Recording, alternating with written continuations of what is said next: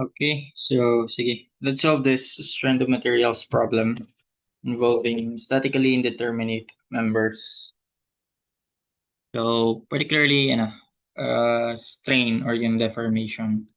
So a round steel rod is supported in a recess and surrounded by coaxial brass rod. The level of the upper end of the rod is 0.8 millimeters below that of the tube. Okay, so tama. So ayun, dun pa lang masasabi mo na pala na ang cross-sectional area niyan is what?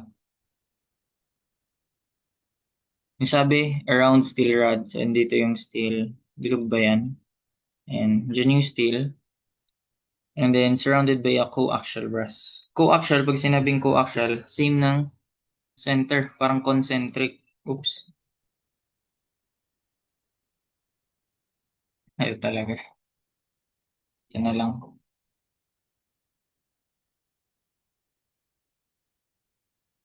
Ayan.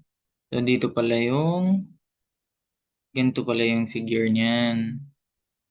Pero, tube pala yung brass. So, dalawa sila.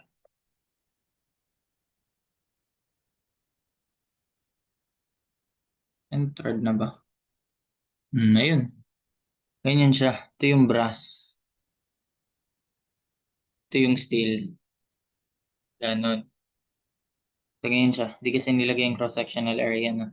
So, baka malito. Baka isipin nyo is dalawang brass to.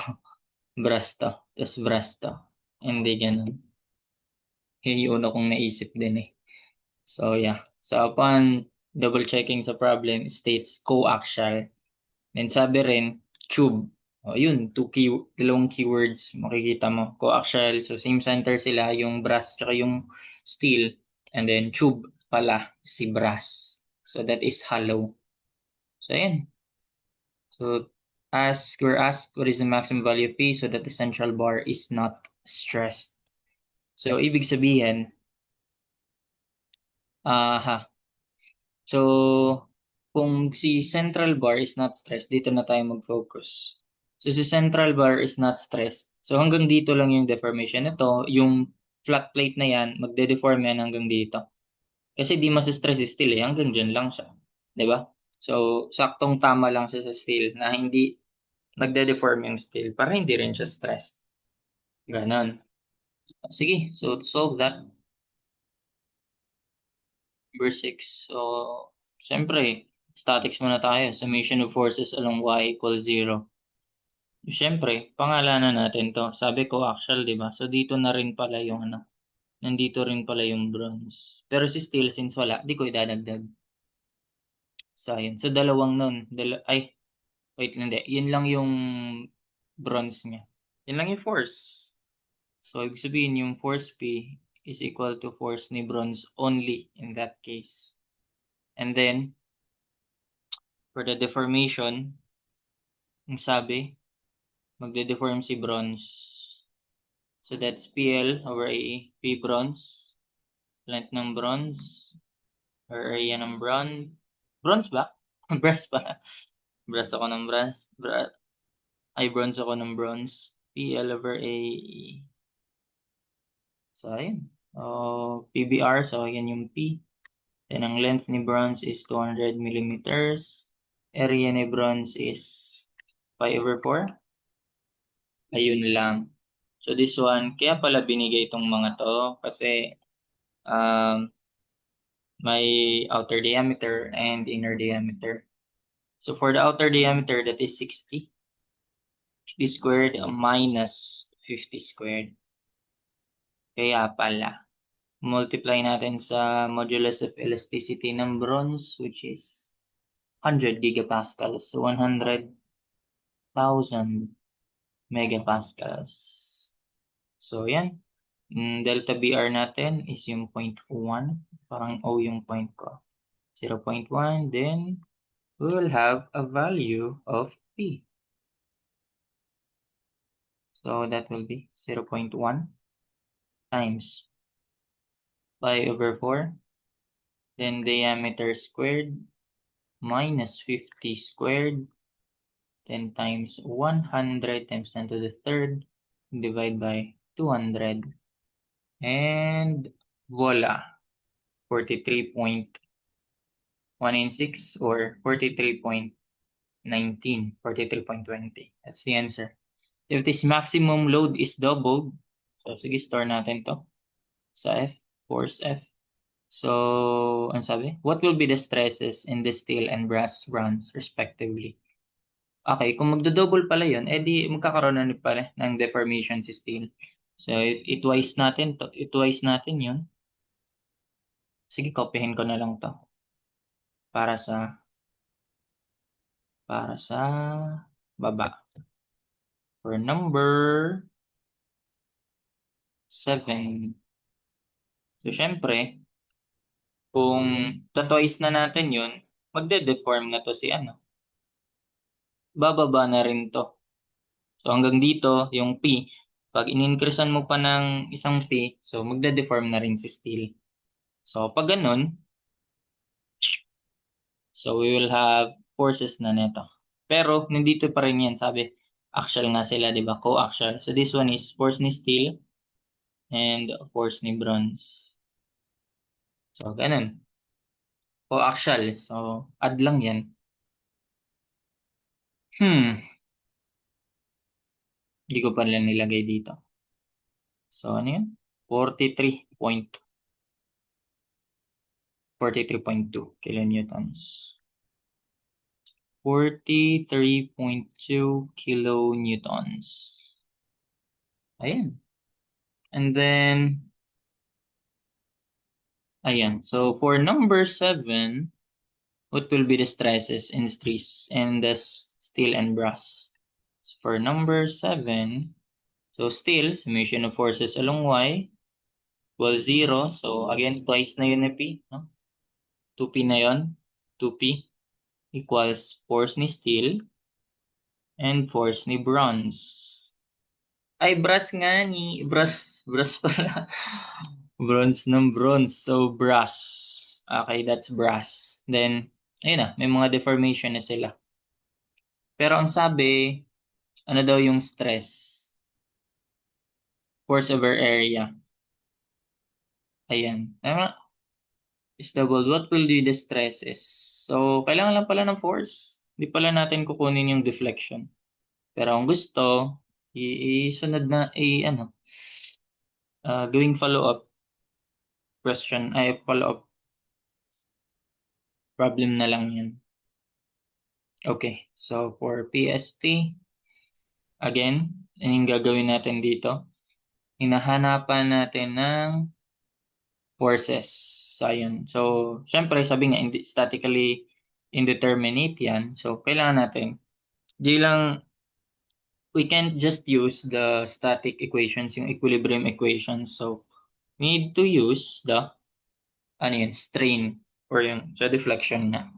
So, for steel, deflection is steel. So, ayun pala. So, ano yung magiging relationship nito? Ito muna pala. Anong magiging relationship? Ng deflection ni brass is equal to 0.1 plus deflection ng steel. So, yun yung another formula gagamitin natin. So, deflection ng brass or deformation ng brass is equal to 0.1 plus yung deformation steel. So, this one, meron na tayo. PBR,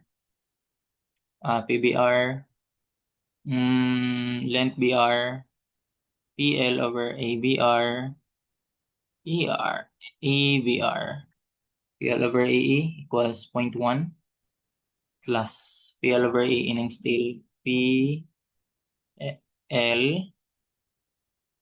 over area over modulus of elasticity, 0.1 millimeters. So, ayun. So, ayan, pwede na natin gamitan yan ng mode 5.1 actually, pero modify lang muna natin. So, ito, kung ayusin natin to, force ni steel plus force ni brass, that is equal to twice ng P. Nakastore naman yun sa F eh. That's the first equation. For the second equation, So, PST rin, express din natin. So, LBR. Ay, steel nga eh. L steel over area ng steel, modulus of elasticity ng steel, then minus. Actually, ito na lang pala yung, sige, okay lang. Ito, then minus yun, tapos maging negative din yung 0.1. So, sige, ito na lang i-negative ko. Para i-transpose ko yun, positive yung BR. So, force, may nakalimutan ako. So, force ni steel plus, ayan, length ni BR, area BR, modulus of elasticity BR, times P BR. Tama? So, negative si steel, tapos yan, equals to 0.1. Ayan. So, actually, pwede na nga ito eh. Masisolve na natin yun. Store naman yan sa F. Mode 5, 1. Okay, so for first one, PST, then PBR, then twice ni F. Store naman yun. Naka-Newton naman tayo doon, tama. Then sunod, ito, negative length ni steel. Ang length ni steel ay, so ayun nga, 200. Yun lang. Sige. So, negative 200 millimeters. Length ni steel ha. So, plus 50 minus 0.1. Tama? Yun lang yung steel eh. So, 200 plus 50. Then, bawas yung 0.1. That's the length. Naka-mm naman yan. Over area. Over area, tawag nito, modulus of elasticity. For area, rad to si steel, so that's solid. Pi over 4, 0.25 pi, it's pi over 4, times diameter niya, 35 squared.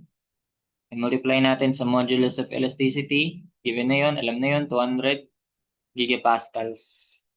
It's 200 200,000 megapascals.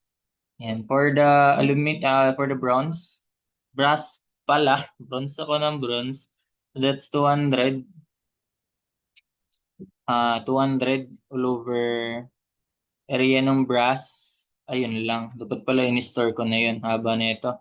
0.25 pi over 4 yon times diameter ng buong outer brass, so that's 60. Outer diameter ng brass rather. Minus inner diameter niya, that's 50 squared. Then multiply natin sa modulus of elasticity ng brass, 100 gigapascals. Then finally, yung 0.1. And there we go. These are the values. For the steel, force ni steel, pala in-store ko na lang yung area, no? Nga, mas maganda kapag in-store na lang yung area kasi gagamitin din naman siya ulit eh. So force ni steel, that is 27 point, ano natin? 27,672. 672.58103. That's newtons. For brass, brass na, hindi na bronze. It's 58,721.21694. 0.21694. Ba? 21694. So, ayan. And then, sige, lagay natin. So, force F over area. So, that's the stresses na makukuha natin. So, tignan na lang natin dito. Rekta na natin dito. Kailangan ko pala yung force na. Sige na. Sige. So, force ni steel, stress ni steel, stress ni brass. Okay. So, for the steel, so that's 27672.2 58103. Then yung area niya ay, for steel is 0.25. It's pi over 4 times diameter niya 35 squared. And there we go. 28.76, same ba?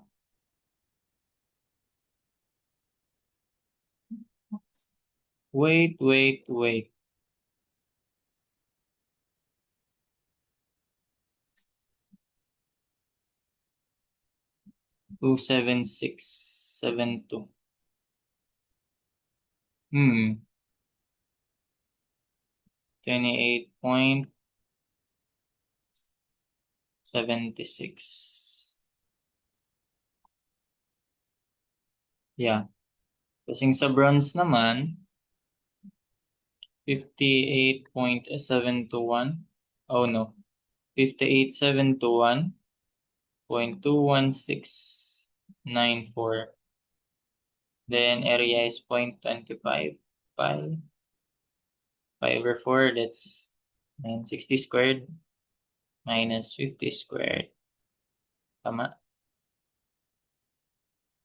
So yun, 67.96. Ba't ang live? Hala, sure ba yun yung tama?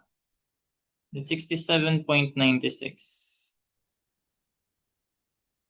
67.97 megapascals. Ba't magkaiba ng ano? Na-trap ba ako? This is my answer. So for steel, 28.76. Steel and brass rod, di ba? And then 67.97. Are you sure? Baka sa ano?